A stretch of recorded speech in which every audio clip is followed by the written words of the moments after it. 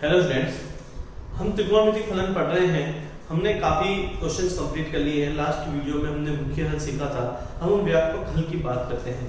देखिए, हमने व्यापक हल के लिए कुछ सूत्र लिखाए थे। अगर आपके नहीं लिखे हैं तो एक बार वापस लिख लीजिए उन्हें। किस तरीके से लिखा गया था व्यापक हल। हेडिंग डालिएगा आज की व्यापक हल, ठीक है।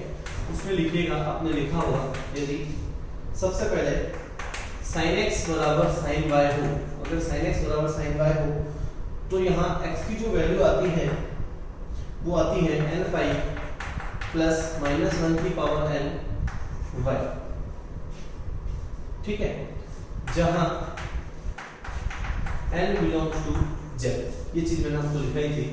सेकंड नंबर लिखिएगा cos x equal to cos y, तो x इक्वल टू होता है 2n pi plus minus y, ठीक है, जहां n बिलोंग्स टू z। फिर मैंने तीसरा नंबर लिखाया होगा tan x equal to tan y, तो x इक्वल टू आएगा n पाई प्लस y, जहां n बिलोंग्स टू। ये तीन चीजें मैंने आपको लिखी। तो आपको पहले sin x बराबर sin y होना चाहिए, cos x बराबर cos y होना चाहिए, tan x बराबर tan y होना चाहिए। इसे अच्छे से याद कर लीजिए, अच्छे से समझ लीजिए। इसके ऊपर आधारित आज हम क्वेश्चन करने वाले हैं। वीडियो पॉज कीजिए, नोट डाउन कीजिए।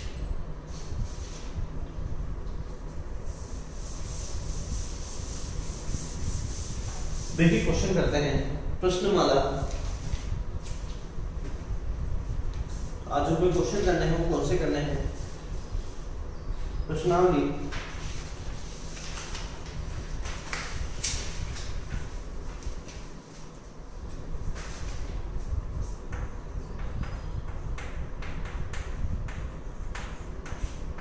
प्रश्नावली 3.4, ठीक है।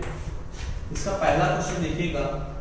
मुख्य हल हम निकाल चुके हैं, हम मुख्य हल वापस नहीं निकालेंगे, अब हम व्यापक हल निकालेंगे। देखिए पहले व्यापक कैसे निकाल सकते हैं। यहाँ लिखा गया है tan x, यहाँ लिखा गया है √3, ठीक है ना। तो मैंने tan x में पूछा √3 किसकी वैल्यू होती है, आपने कहा tan x में वैल्यू होती है tan पाई बाई 3। tan 60 की वैल्यू √3 होती है, तो tan पाई बाई 3 की वैल्यू कितनी हो जाएगी? √3 हो जाएगी, ठीक है। दोनों तरफ से आप अगर आपको देखो ये x है, अब यहाँ जो फॉर्मूला लग रहा है वो क्या लग रहा है? tan x equal to tan y का, जो आपको मैं याद दिला दूं y बराबर था n पाई प्लस y, और जहाँ आपने लिखा था n बिलोंग्स टू z, तो यही लगाना है। बस यहाँ x लिख दीजिएगा, ठीक है। तो x इक्वल टू आ जाएगा n pi plus pi by 3, ठीक है, और n बिलोंग्स टू z, और यही हमारा आंसर होने वाला है। देखिए बहुत ही आसान, x की जगह x है, y की जगह वैल्यू क्या है? वो पाई बाई 3 है, तो y की जगह पाई बाई 3 पुट कर दी और आंसर सॉल्व कर दिया। बहुत ही आसानी से अपने क्वेश्चन का सॉल्यूशन आ चुका है, ठीक है। लिखिए, वीडियो पॉज कीजिए, नोट डाउन कीजिए। नेक्स्ट क्वेश्चन देखिएगा। ये लिखा गया है sec x 2,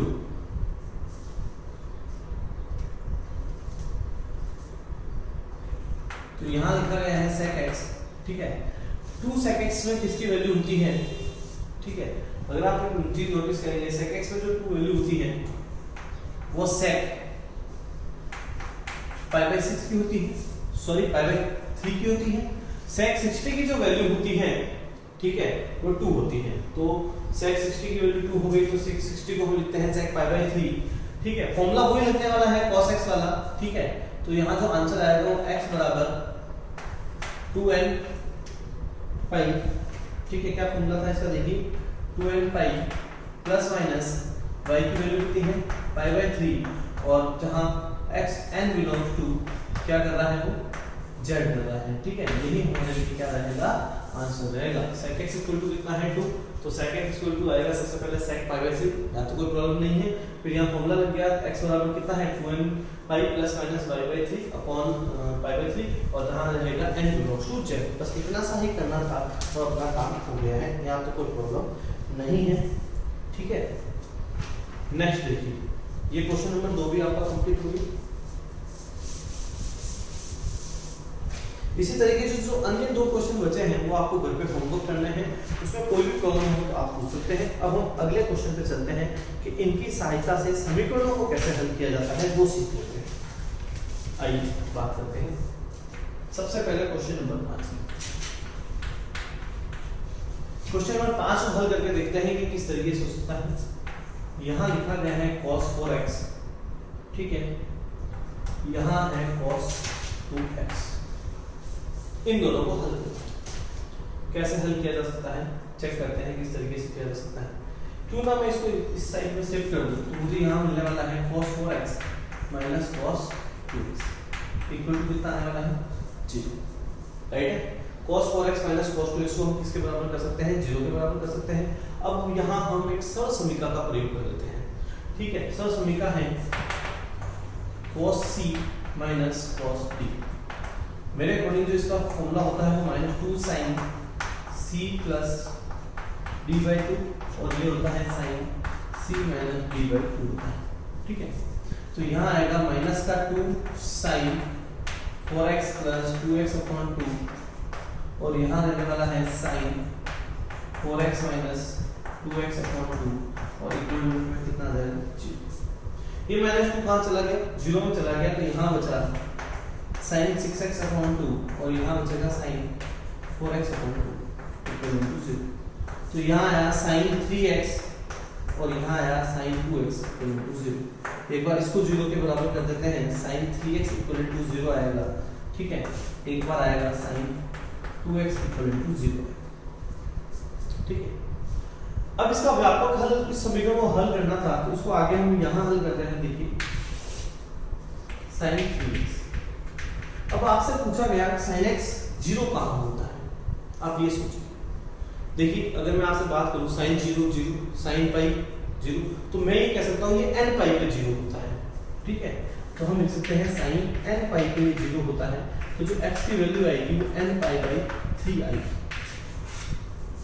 ठीक है। एक बात। तो दूसरे में देखिएगा यहाँ लिखा गया है sin 2x इक्वल टू 0, यानी sin 2x कहाँ 0 होता है, मैं वही कहूंगा sin n पाई पे होता है, ठीक है। दोनों की तुलना की जा सकती है, कंपेयर किया जा सकता है। जैसे कंपेयर करूंगा तो मुझे मिलेगा 2x इक्वल टू n पाई, तो जो x की वैल्यू आएगी वो n पाई बाई 2 आएगी। तो इस तरीके से हमें हमारा आंसर मिल सकता है।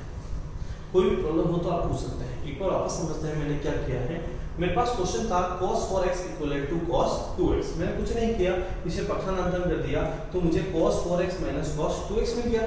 अब मैंने एक सरल समीकरण का प्रयोग किया है, एक आइडेंटिटी का प्रयोग किया है। उस आइडेंटिटी के अकॉर्डिंग ये फॉर्मूला लगेगा cos c minus cos t का। क्या फॉर्मूला होता है, -2 sin c plus d/2 sin c minus d/2 होता है। आगे चलिए, तो मैंने यहाँ लगा दिया -2 sin 4x plus 2x upon 2 और यहाँ लगाया sin 4x minus 2x upon 2 और उसको किससे इक्विवेलेंट कर दिया 0 के। जो ये -2 है वो 0 में जा चुका है। आप एक चीज सोच रहे होंगे सर ने यहाँ -2 क्यों नहीं लिखा है, तो ये जो -2 है उसको मैंने 0 में शिफ्ट कर दिया है, 0 में भेज दिया है। तो यहाँ क्या बचने वाला है, 4 और 2 6 x/2। अच्छा यहाँ क्या बचने वाला है 4 - 2, ठीक है।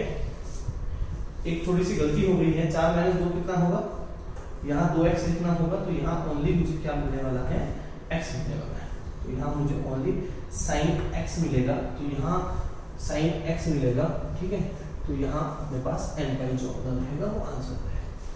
इस तरीके से चेक कर लिया तो उसमें पता चल गया, कोई प्रॉब्लम होगी तो भी सामने आ जाती है। 4x प्लस 2x कितना हो गया था 6x अपॉन 2। 4 - 2 कितना होना चाहिए था 2x। 4 - 2 कितना होना चाहिए 2x अपॉन 2। तो 2 से 2 कट हो गया, तो यहाँ क्या बचेगा x। तो sin 3x को किसके इक्विवेलेंट करना है 0 के। एक बार sin x को किसके इक्विवेलेंट करना है 0 के। sin 3x को जब इक्विवेलेंट करते हैं तो sin n पाई के इक्विवेलेंट आ जाएगा, तो x की वैल्यू हो जाएगी n पाई बाई 3 और यहाँ पे sin x किसके इक्विवेलेंट आ जाएगा 0 के। तो sin x की वैल्यू हो जाएगी n पाई, तो x की वैल्यू हो जाएगी n पाई। अब वीडियो पॉज कीजिए, अच्छे से नोट डाउन कीजिए, कोई भी प्रॉब्लम हो उसको पूछ लीजिएगा। और इस क्वेश्चन से डरने की आवश्यकता नहीं है, बेहद ही आसान क्वेश्चन होते हैं। आप आराम से धीरे धीरे करेंगे तो आपको समझ में आ जाएगा, कोई भी प्रॉब्लम नहीं है। बस कैलकुलेशन मिस्टेक मत कीजिएगा। यहाँ 4 - 2 होगा, मैंने 4x लिख दिया था तो उसको मैंने वापस सुधार दिया। देखिए यहाँ 2x लिखा हुआ है, यहाँ 2x के अकॉर्डिंग यहाँ कितना जाएगा x आ जाएगा, उस x के अकॉर्डिंग अपना आंसर n पाई आएगा। वीडियो पॉज कीजिए, नोट डाउन कीजिए।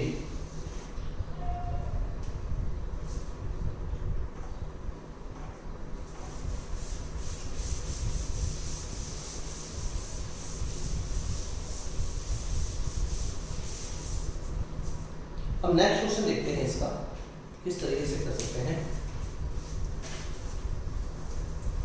क्वेश्चन नंबर 6, क्वेश्चन नंबर 6 में है cos 3x, फिर लिखा गया है प्लस cos x माइनस, फिर लिखा गया है cos 2x, फिर इक्वलेंट में 0 किया गया है। इस समीकरण को हल करना है। अगर आराम से समझेंगे धीरे तो आपको कोई प्रॉब्लम नहीं होगी, आपको अच्छे से समझ में आने वाला है। आराम से समझिए, कोई प्रॉब्लम नहीं होगी, श्योर। ठीक है, सबसे पहले cos 3x को मैं 3x लिखना चाहता हूँ, प्लस cos x लिखना चाहता हूँ, माइनस cos 2x को cos 2x लिखना चाहता हूँ, और इक्वलेंट में 0 लिखना चाहता हूँ। अब मैं यहाँ एक फॉर्मूला लगाना चाहता हूँ cos c plus cos d। क्या फॉर्मूला लगाना चाहता हूँ cos c plus cos d का? ये फॉर्मूला होता है 2 cos c plus d by 2 cos c minus d by 2। क्या फॉर्मूला होता है 2 cos c plus d by 2, और एक होता है cos c minus d by 2। ठीक है, ये फॉर्मूला है। शो कर लेते हैं वापस एक बार।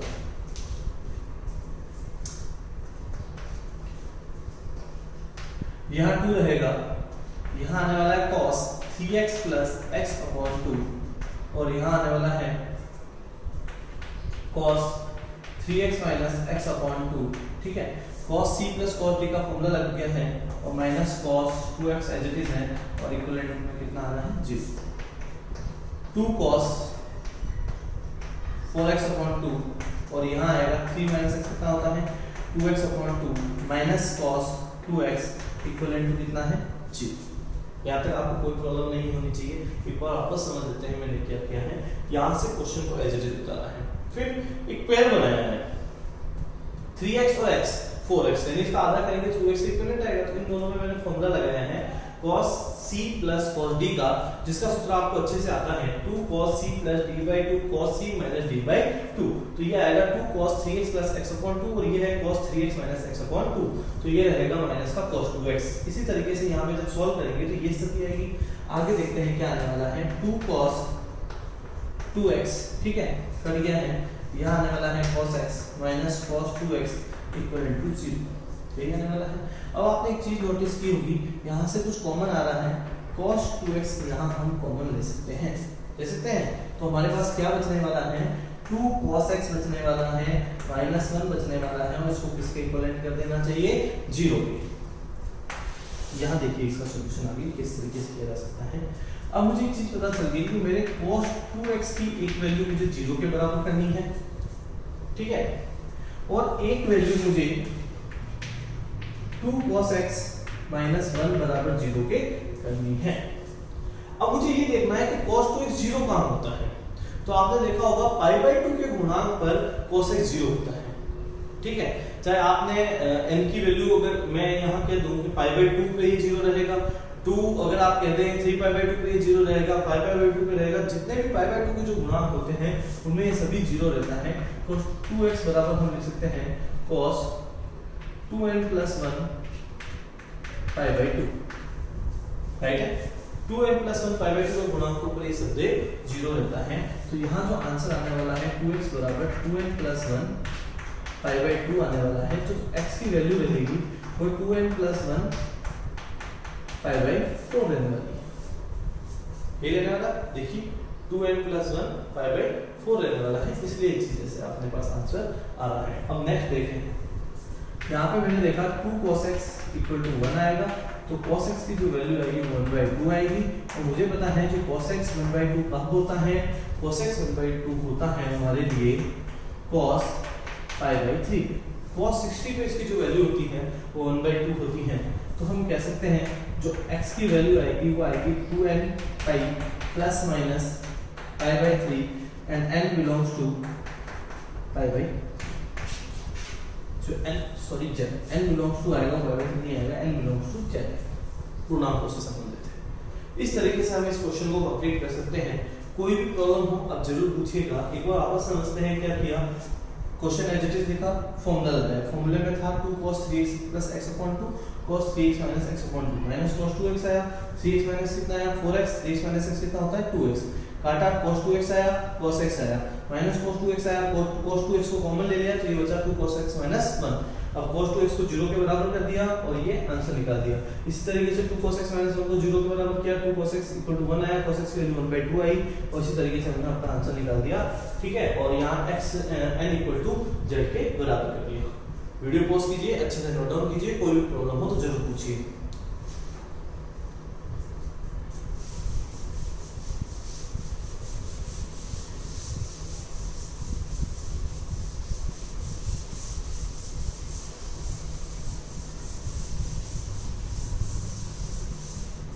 नेक्स्ट क्वेश्चन देखिएगा इसका।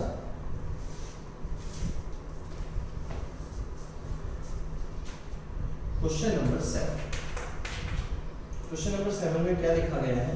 क्वेश्चन नंबर 7 है आपका sin 2x plus cos x = 0। इस समीकरण को हमें हल करना है। किस तरीके से कर सकते हैं देखते हैं। तो मैंने आपसे ये कहा, क्या मैं इससे पहले क्वेश्चन को एडिट लिख देता हूँ। sin 2x plus cos x लिखा गया है, इसको मैं कर देता हूँ 0 के बराबर। अब मैं sin 2x का फॉर्मूला लगा सकता हूँ, सूत्र लगा सकता हूँ जो मुझे अच्छी तरीके से याद है। क्या फॉर्मूला है? 2 sin x cos x और यहाँ प्लस का cos x कर सकता हूँ, उसको किससे इक्विवेलेंट कर सकता हूँ? 0। अब मुझे करना क्या है? दोनों में देखिए कॉमन कितना है? cos x कॉमन है, तो यहाँ बचेगा 2 sin x प्लस 1 बचने वाला है, ये इससे इक्विवेलेंट होने वाला है 0।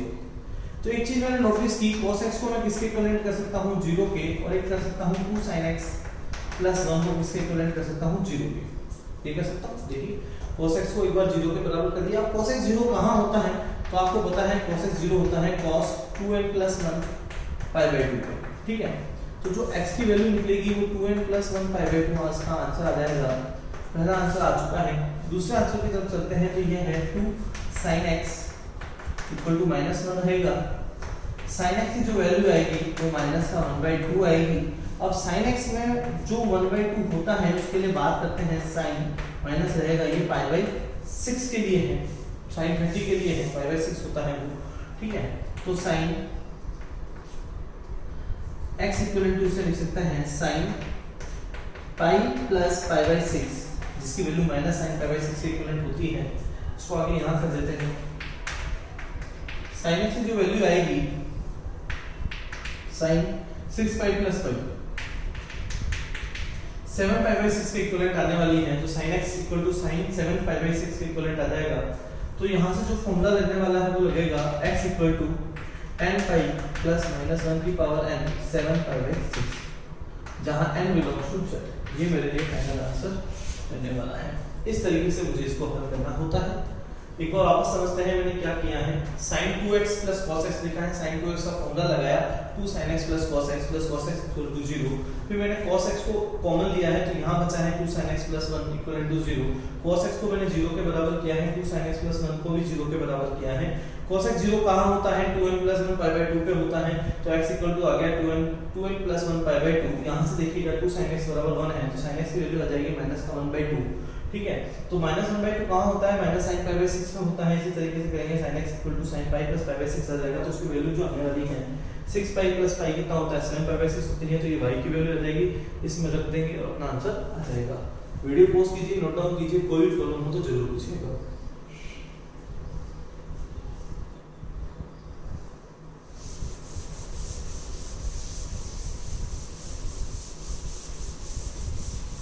इसके जो अंतिम 2 क्वेश्चन हैं वो आपके लिए होमवर्क रहेंगे। इसी के साथ हमारा जो थर्ड चैप्टर है वो समाप्त होता है। हमने उसे अच्छे से कंप्लीट कर लिया है। आप उसे पढ़ते रहिए। अगर आपको कोई भी प्रॉब्लम हो, कोई भी एग्जांपल समझ में नहीं आया हो, विविध का कोई क्वेश्चन नहीं हो रहा हो, तो आप जरूर पूछ सकते हैं। उसे मैं जरूर करवाऊंगा। आप कमेंट में लिख दीजिएगा, वो क्वेश्चन आपको अगले वीडियो में करा दिया जाएगा। Thank you so much.